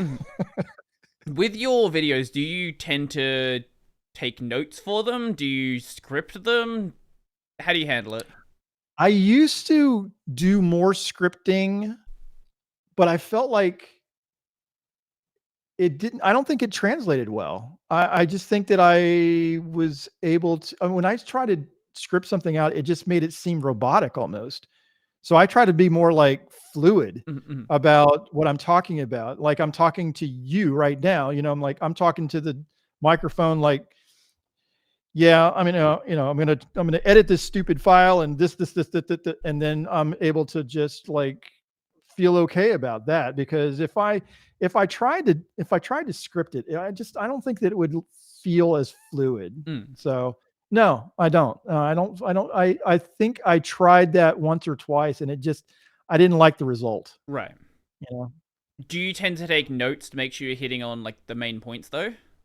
sometimes, yeah, sometimes in particular, if I'm doing something more technical that I want to remember how to like. Okay, so I want to make sure that I am not steering somebody in the wrong Right, direction right. for, when it comes right down to an installation of Debian, when we're doing ButterFS, because out of the box, ButterFS on Debian, we all know this, is not very easy to do. Mhm. You have to stop the installation. You have to go into FS tab and make all these modifications during the installation process. It's not like other distros that do it right out of the box like Fedora does, yeah, I want to make sure that I am looking at notes when I do that. Mhm. For the most part, I think I could do it blindfold at this point, um, but just for my own like sanity, I Mhm. don't want to skip something and then have to go back and go, oh man, I messed that part up. Right. But you know, What but if, I also, but I also have been trying to, like I said before, I'm trying to document more things too. So I've been learning how to make Markdown look really nice, so that I can like document and put pictures in, and so on and so forth. Um, because I know one guy said to me very recently, said, "Hey, that video you did for installing Qtile on Debian? You should put a show note in." mhm. And I'm like, well, okay, let me try that. So that was the first time I've actually done show notes before on a video, Mhm. and I put it like a link in my in the description for that, so that people could kind of like follow along. Um, Ah, okay. are you look? I don't know if you're looking Yeah, at yeah, it I'm now or looking at it. not. Yeah, yeah. Yeah. So it basically talks about setting up virtual environment and stuff like that, and Mhm. then installing it from the Git. Anyway, that was I thought that was a really really good idea, and I'll try to do that more of that maybe in the future. But it does take a little bit of time to put a document like that on GitHub, Mhm. especially but I think it also would help other people. That was really the purpose for that. Well, I don't know if you've done this, but I would recommend you just make this into a template. That would be the easiest way to do it, because a lot of things that you talk about Mhm. are going to have this same structure. They're going to have a table of contents, they're going to have an introduction, they're going to have an Yeah. installation.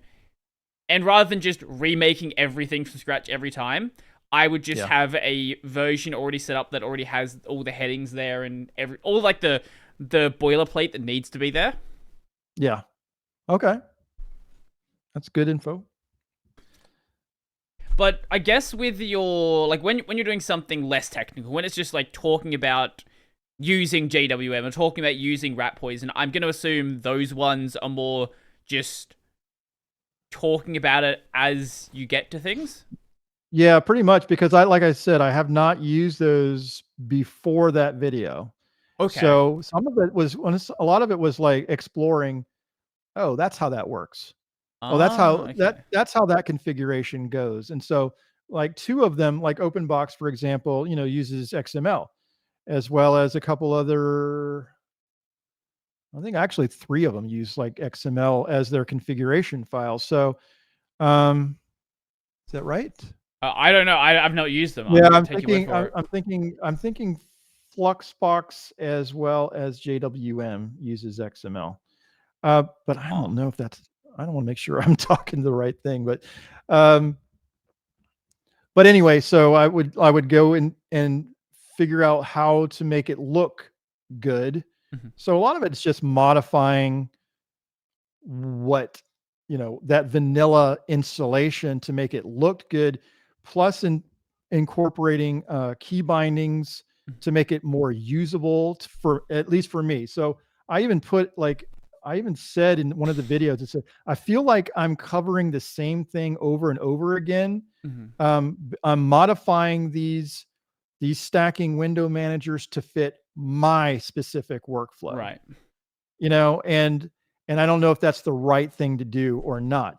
But then there were some comments that go, I like what you're doing because I see that you're tailoring it for your workflow, and then I'm making the modification to tailor it to my workflow. So people are saying, yeah, just keep doing that because now I understand how you're changing it. I'm going to change it the way I want to. Mm. So I'm like, okay, cool. That sounds good to me, because if you are, everyone's key bindings are going to be different. Like, a lot of people are like, I remember, I for the long time I was like, super shift C to close the window, Mm. because that's what DT did. I'm like, super shift C's close. But now it's super Q is what I use, or super Q quit. So I guess it's all, but it really depends on what you are, how your workflow is tailored for you. Mhm. So key bindings, and so I look at it like, I'm making it mine, Mhm. you make it yours. you Yeah, know. a lot of my bindings are very i3 inspired. Mm, Uh, and that means oftentimes I have to like really, really convert whatever is there by default on anything else I use. But at this point, I don't. When some people ask me about some of my bindings, I don't actually know what they are. It's just I know where my hand needs to be placed on the keyboard. yeah. And sometimes I have like a moment where I just forget about it. Like, wait, what actually was that binding again? Oh man. Yeah, let's let's check the config. So I thought you were using kind of Hyperland like exclusively, but you said you were using KDE now, or Yeah, is that yeah. what? So I swapped to KDE when Plasma 6 came out because I wanted to Ah, try it out and just, all that stuff. Um I don't know. I might go to Hyperland back to Hyperland again at some point. Well, I left it because I was having some capture issues with their portal, mm, leading to my desktop crashing. Apparently, that problem's been addressed now, but also System 76 has their Cosmic desktop coming out soon as yep, well. So I definitely want to try that out because it's a desktop environment that has native tiling, and yeah, I know the guys at System 76. I've spoken to them personally, and they do actually care about tiling. Everything I've seen from it shows that they actually care about tiling, and I'm curious to see what they've put together.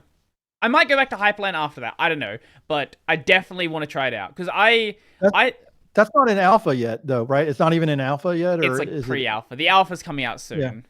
Right. I'll probably look. Maybe the alpha won't be stable ready. I know they are like dog fooding on their own system, so it should be fine. Hopefully, we'll see. Yeah. Like, it could be really unstable. We'll see. But Yeah. I'll try that out, and then I don't know. Maybe I'll go back to Hyperland. I don't know. Hyperland right now is probably still the best WL roots based compositor. Yeah. They're actually Well, it's popular. It's so definitely the most popular. popular. Yeah. Yeah. Have you tried or seen WDL or DWL? Sorry. Okay. I mean, it kind of falls into that category that you say, like, I don't want to patch anything. You know, when you were talking about not really wanting to patch DWM, it kind of falls into that category, right? Yeah, but okay, my main reason for not wanting to use it's same with Sway, DWL, Sway Effects, Wayfire, any of these. So when I do these podcasts, I do a window capture of my browser window that I can show on my overlay. Now, capturing on Wayland is still very immature. It still needs a lot of work. And on WL Roots, currently you cannot capture individual windows in OBS. You can capture your screen. So I could kind of hack it to make it work. But it's just annoying to do. I see. Huh. Have you ever, I mean, this is, I won't even ask the question, but if you were to record using Xorg, but then, basically, would that be something that you would consider doing? I know that you're all in on Wayland. Oh, I could absolutely go back and do that. I'd have that for a capture PC for sure. Yeah. Yeah. What would you use if you were to use Xorg at this point? What would you use as a either Tyler, or would you go with a full desktop environment? I'd probably go back to Awesome. Okay. All right. Like I do still have my BSPWM config, and that would work great as well. I still have Awesome installed, and there's been a couple of times when I have had to go back to it for a couple of things, but I've been using Wayland consistently for probably at least a year and a half now. And it's definitely gotten better. There's issues for sure, but yeah, this is... It's not perfect. Anyone who thinks it's perfect is delusional at this state.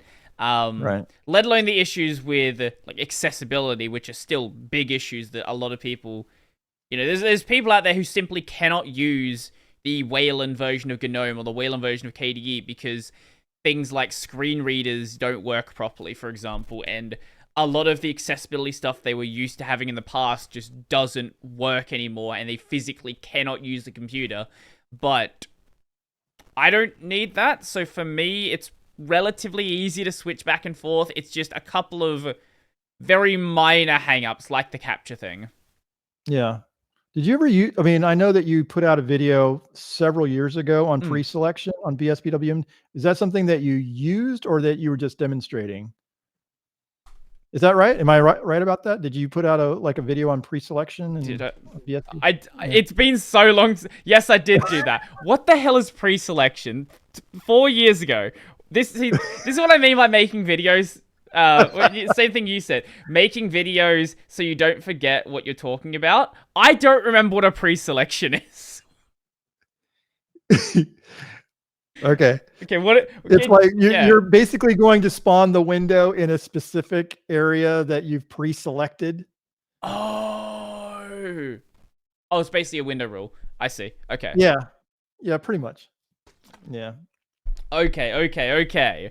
Right. Oh, right. No, you could select where in the tiling tree it was going to be. Right, now I remember. Yes, okay. Yeah. Okay. I did do a little bit. It was mainly demonstration though. Yeah, I saw that video and I'm like, I don't know that I would use that. Because I was just like, because again, my personal workflow is I'm using an ultra wide monitor. So I want things to actually tile vertically everywhere. Mm-hmm. I don't want it to I don't want it to stack, basically, like master and stack. I want it to actually, and then I know i3 is like, the king of tiling vertically and stuff like that, but I wanted to use BSPWM. So I just set up a rule that says spawn to the east. I want it to go east. And so everything Right, goes to the east. And it's, I forgot it does it, northeast, southwest. what'd you say? I forgot that's how it does its direction instead of up, down, left, right. Yeah. So I just say spawn east and it goes to the east. And so that way it stays vertical everywhere. Mm-hmm. Anyway. Yeah, I don't believe I actively used it. I know I did a lot of stuff where I would spawn certain windows on certain desktops. Like, I always like Discord to be on my second monitor, for example. And I like Thunderbird. I generally have Thunderbird spawn on my second monitor as well. Because the way that I have it set up is I have my main monitor where, like, my main stuff is. I have a vertical monitor off to the side. This is usually where Discord is, OBS is, things like that. And I actually have a third monitor that is basically a glorified teleprompter that sits next to my camera, but half the monitor you can't actually see because the only purpose it has is being a teleprompter. I see. I should just get a 4x3 display if I'm being honest, but right. Yeah, it's. Is it? Did you set it like? Did you set the monitor vertically? Okay. Yeah. All right. I've got like monitor arms here, so it's nice and easy to do. Yeah, I thought about doing something. I thought about putting like a vertical monitor so that I could read stuff like in that kind of aspect ratio, vertically. But it was just like, forget it. No, I'm just using one monitor and it's fine. Especially because, like I said, I'm blown away by how cheap ultra wide displays are now. It's just like, holy crap. I have not looked at prices in a long time. Let's find out. Ultra wide. You got 34. It's just a 34 is like 34. Less than $300, I think. Well, yeah, there's still some that are ridiculously expensive, but let's have a okay, yeah, monitor price ranges are wild. Don't okay, yeah, I see what you mean. Yeah, so $449 Australian, which is Monopoly money, $289 Australian. Wow, okay. Huh. I've actually never used an ultra wide myself. Like the ultra wide thing's weird, right? Because it makes video capture weird. Because you've got to. Oh yeah, if you're going to do that, if you're going to capture your screen, then absolutely it's weird. Yeah. I use 1920 by 1080 for my videos. Right. But my main production machine is, what was it, 3440 by 3400 by 1440. I see. So it basically, I'm just like, like I said, when I'm tiling, I think I saw you use an ultra wide in one of your videos though, in like a DWM at least video? one. Yeah, at least one. Which is weird on YouTube because people always comment that when they see a that aspect on YouTube, and they're looking at it on their phone, there's no black bars. Because they're looking at it on their phone and they turn it sideways and they're like, it's like full screen, So it's kind of, they always like, oh man, that's really cool. I'm like, I don't really care about it, but I'm just trying to demonstrate something because I know Matt from the Linux Cast said, I really like the video you did on your full screen wide, on your, on the ultra wide monitor. I'm like, okay, cool. Because a lot of people are using them now and you're showing your workflow around that particular aspect ratio, it's wide. So not everybody has that, but I think for cases like that, it makes a lot of sense. It definitely doesn't make sense for normal videos because you're going to have to, like, if you want people to be able to read any text you're showing, you're going to have to zoom in a lot more. But yeah, I guess if you're just trying to demonstrate a workflow on it, Yeah. I'd not thought of doing that. Yeah. No, like I said, 90 something percent I'm on just regular 1920 by 1080 and then just doing that and capturing that. But that's for, I mean, because I think that YouTube, I mean, you know better than anybody, but YouTube likes that particular type of that type of ratio. It's it makes a lot more sense. There's something, oh, that's what it was. You can't, when you do something ultra wide, you cannot edit like in screens or something like that. You can't like add in screen, like an in screen, like subscribe to my channel or something like that at the end. I think that's right. Yeah. So I'm like, oh, I don't care. That's fine. I really do. Why is there no end card option for ultra wide? Huh. Yeah, people have talked about this for like 6 years ago. Yeah. Okay, I was not aware of this. Huh. Yeah. Like I said, I don't really, I don't really ask people to, subscribe or anything like that. A lot of times I'll just I appreciate when they do, but I've got 5,600 subscribers at this point. That's seems like as many as I really want. I don't know that I want to go bigger than that. It makes me very uncomfortable.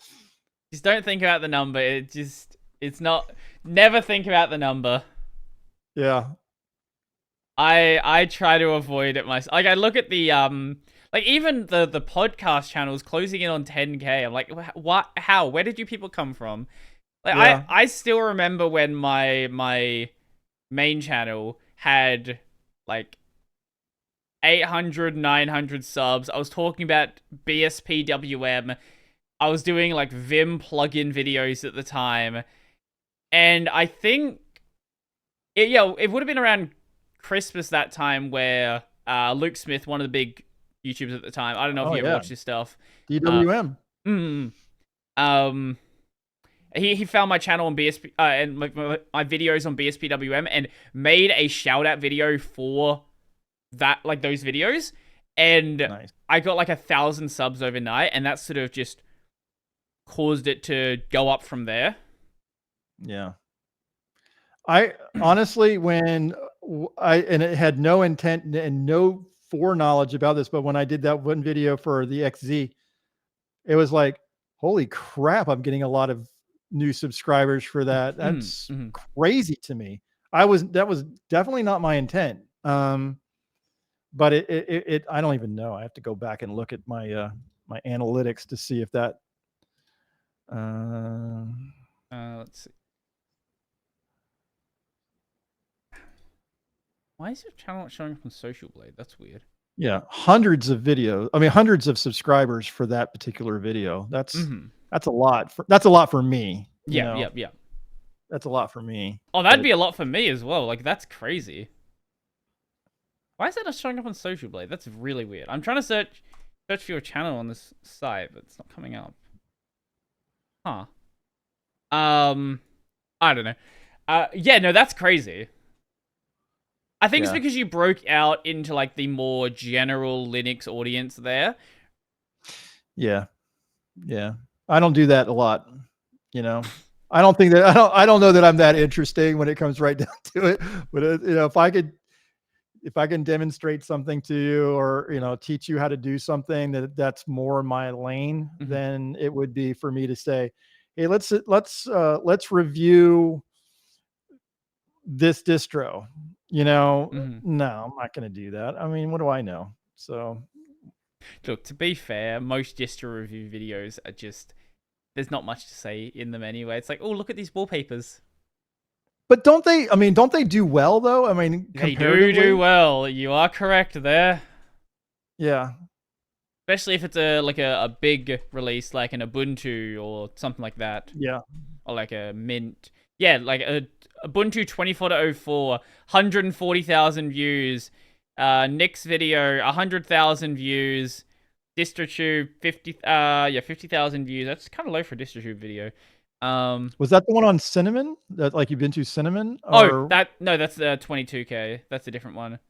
Maybe it's okay, the title he gave it. But yeah, like well, what's Fedora? Fedora is it 40? Is that the newest one? yeah. Uh, So, these used to be a lot more popular. Like yes, they still get quite a few views, but I remember back 3 or 4 years ago when that was sort of like the YouTube meta. That's the thing that everybody did, and you're getting like 300,000 views on distro videos, and I think it's just that people got bored of them because there's really not much to say. If you did a video on 23.10 and you did a video on 24.04, what's yeah. really different? The answer is there's some newer versions of some software, there's a different wallpaper, maybe they've changed some defaults around, and that's pretty much it.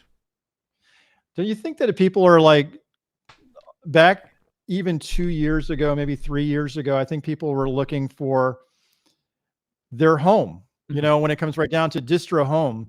And they're like, okay, so what is this really about? And I think that people were, at least from my perspective, I thought I'm looking for someplace that's better than where I am. And so I would watch these videos thinking, oh, that's where I need to be. Mm-hmm. So I'm wondering if that's really kind of the reasoning behind watching a lot of these reviews, because people are looking for their, for someplace better than where they are. Right. And I look at now, and I don't know that's the case anymore. I think people are kind of like starting to feel a little bit more comfortable. I think there's less converts now. Let's put it that way. I think that people are. Is that fair? No, I think that's fair. I was gonna say I would hope that I've had like a small part to play in this, where I've made it clear that the distro in most situations just really doesn't matter. Like, if you have one experience on Fedora with KDE Plasma 6, it's going to be pretty much the same experience on anywhere else you use. There's going to be some different defaults, and maybe they've packaged things a little bit better, and they have some packages installed by default, but if you get into the weeds, you can get anything working on any distro, pretty much. Yeah. No, I think that's very fair. I think that people are more comfortable where they are, and I think that, like you said, if you want stability, then you're going to be in a couple different distros. If you want to have more of the latest and greatest, then you're going to be in those particular distros. And and you can do whatever you want at that point. You can use XFCE or KDE or Wayland or Xorg or what have you. But when you are, it all depends on your personal preference. That's just the facts. Well, I think that's as good a place as any to end off the show. We're just past the 2-hour mark now. Yeah. Sounds good to me. So, let people know where they can find your stuff. On YouTube, I am JustAGuy Linux, and I have a Mastodon on Fostodon. Is that I'm not good with social media, but same thing. JustAGuy Linux on Fostodon or Linux Rocks online. So that's it. All right then. Sure. I guess you also have a Twitter, but I don't know if you want to send people I there. do have a Twitter. I just don't use. Like I said, I might be the worst social media person. Yeah, that's good for you. Don't be a social media person. Yeah, I'm just not good at it. I haven't looked at. I know this is going to age me in a significant way, but I don't use Facebook like my contemporaries use Facebook, and I don't use. I mean, like, yes, I know what Instagram is because I have a son who's 21 years old, and but I don't really use any of it.